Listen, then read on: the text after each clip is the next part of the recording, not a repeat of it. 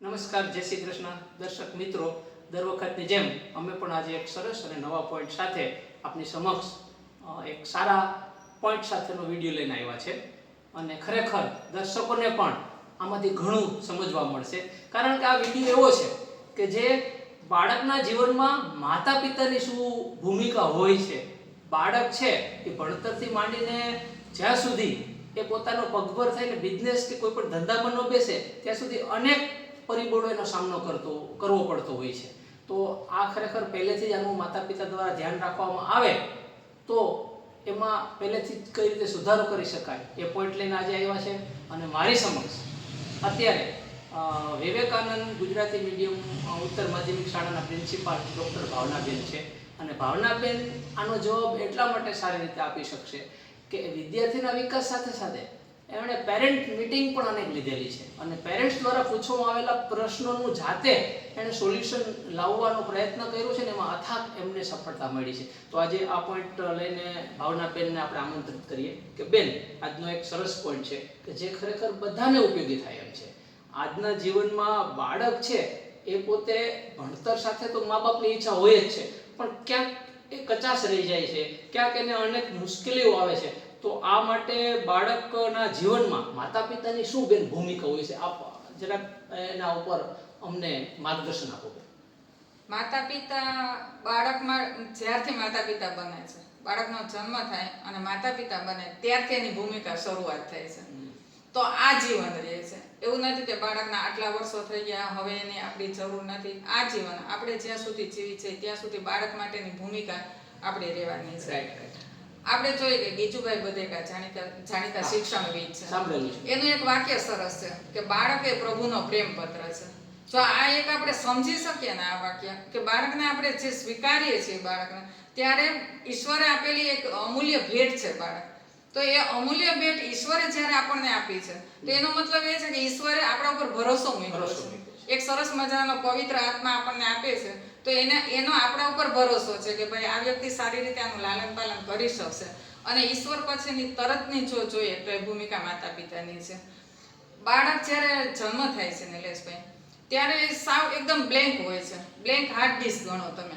એની અંદર કંઈ પણ ન હોય, માત્ર પ્રેમ અને એકદમ પવિત્રતા લઈને આવે છે. પણ ધીમે ધીમે ધીમે એનામાં જે રીતના ગુણોનો વિકાસ થાય છે, એમાં સદગુણ પણ થાય છે ને દુર્ગુણ પણ થાય. ક્યારેક ગુસ્સો પણ થાય છે, ક્યારેક પ્રેમ પણ આવે છે. તો આ બધું ક્યાંથી આવે છે? તો પેલી શરૂઆત ક્યાંથી થાય છે? તો કે માતા પિતા પાસેથી. એટલે માતા પિતાના જેવા પણ ગુણો અથવા તો માતા પિતાના જેવા પ્રયત્ન હશે બાળકની અંદર શું આપણે રોપવું છે. કેમ કે એ તો એકદમ નાની કડી છે. એ કડી એક નાનો એવો છોડ છે, એની અંદર જો પ્રેમનું પાણી પીવડાવશે, સંસ્કારનું ખાતર નાખશે તો એ મુજબ સરસ થશે બાળક. અને એની અંદર જો ગુસ્સો રોપવામાં આવશે તો ગુસ્સો બહાર આવશે. એટલે 100% દરેકે દરેક બાળકના વિકાસમાં માતા પિતાની ભૂમિકા 100% રહેલી છે. એકદમ માતા પિતા ઉપર જ એનું જીવન નિર્ભર છે. વાહ બેન, તમે સરસ વાત કરી કે જે બાળકનો જન્મ થાય ત્યાંથી પ્રભુનો માતા પિતા ઉપર ભરોસો છે. અને તમે બીજી વાત પણ તમારા જવાબમાં કહી છે કે ખરેખર સદગુણો અને દુર્ગુણો બંને બાળકમાં જે જોવા મળે છે એમાં ક્યાંક ને ક્યાંક માતા પિતાની ભૂમિકા છે. તો મારે બેન તમને એ પૂછવું છે કે બાળક હંમેશા સદગુણી હોય છે પણ અમુક એના દુર્ગુણ હોય છે, તો આના માટે માતા પિતા કેટલા જવાબદાર? ઘણા બધા જવાબદાર. શું કામ? એક આપણે ખાલી જો આપણે એમ કહીએ કે ભાઈ માતા પિતાની એના ઉપર શું કામ જવાબદારી, બરાબર?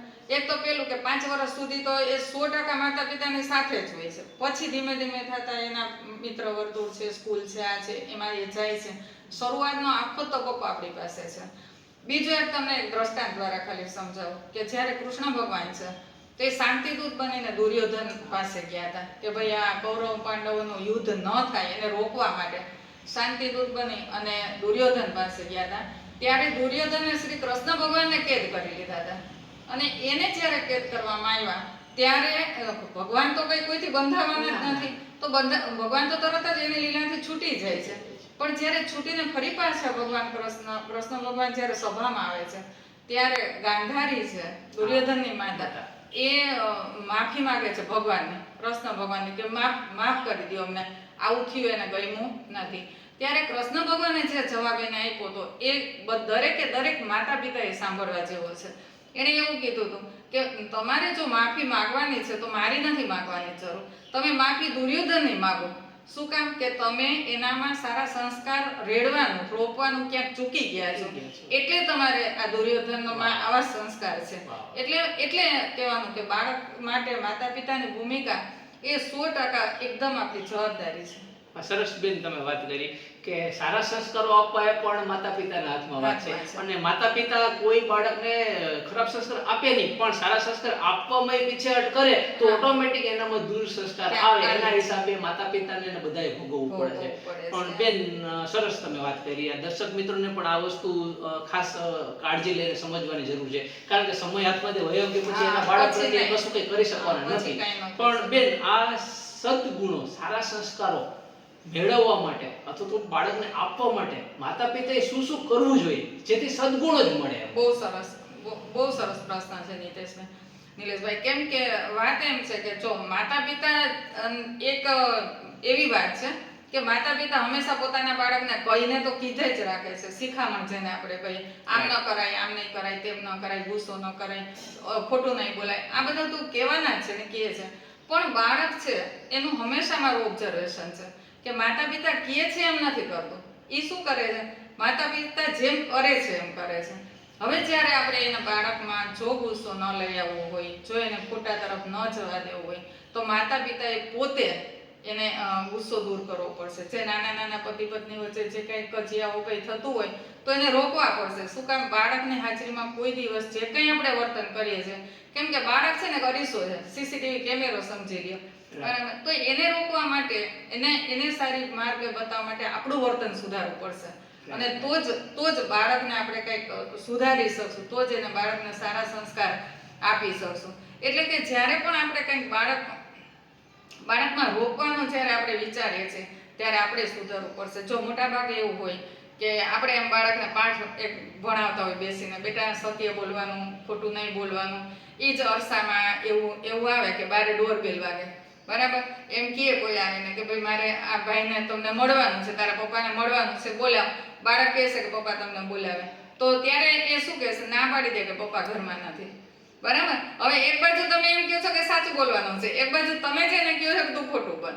એટલે આ વસ્તુ જ્યારે થાય છે એ બાળક ઉપર બહુ મોટી અસર કરે છે. એટલે બાળક માટે વર્તન આપણું સુધારવું, જેથી કરીને હંમેશા બાળક છે એ જેમ જોશે ને એ પ્રમાણે 100% બાળકની ઉપર અસર થશે. સરસ બેન, આપણે જે પણ તમે મને વાત કરી, તમારો ભાવાર્થ હું સમજી ગયો. દર્શક મિત્રોને પણ સમજાવવા માંગુ છું કે કોઈ પણ બાળકને સંસ્કાર કેળવવા માટે માતા પિતા અથાગ પ્રયત્ન કરતા હોય, પણ એમાંય કોઈ વસ્તુ સુધારવા માટે બાળકને કોશિશ કરે, પણ મમ્મી પપ્પા પોતે જો એ વસ્તુનું આચરણ પોતાના જીવનમાં ન કરતા હોય તો બાળકમાં ક્યારેય ઉતારી ન શકે. પહેલા તો એને પોતાએ એનું આચરણ કરવું અને પછી એને વિવેકથી આગળ ધપાવવું, જેથી કરીને એના સંસ્કાર છે એ ઉત્તરોત્તર એનામાં આવે છે. બહુ સરસ વાત કરી છે.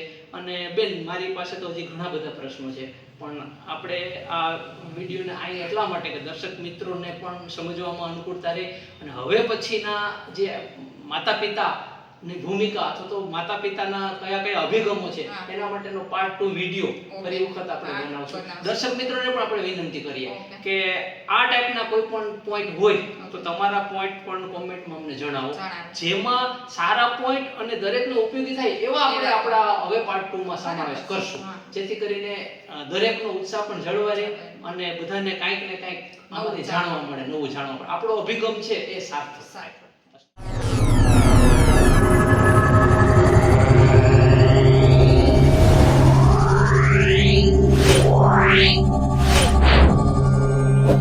Wow.